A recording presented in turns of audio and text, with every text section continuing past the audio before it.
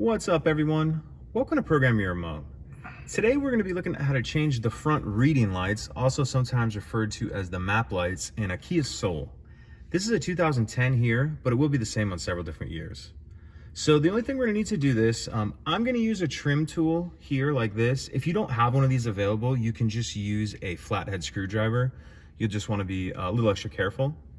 So what we need to do is come to the front of the light, the part closest to the windshield, and we're just going to want to get in the middle of it like that, push in, and then that'll pry down. Once you have it started like this, go ahead and grab it and just pull down on the front.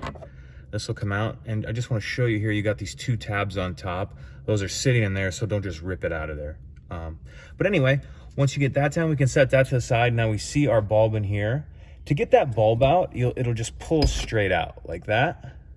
So once you have your new one in, whether it be this one or if you're replacing it with an LED or a different color or something like that, go ahead and put that in.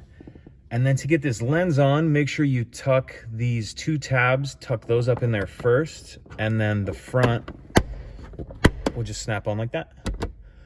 So that's it, pretty simple. If you have any questions, please let me know. If you could take a second to like and subscribe, it helps us out and I'd appreciate it. Thank you.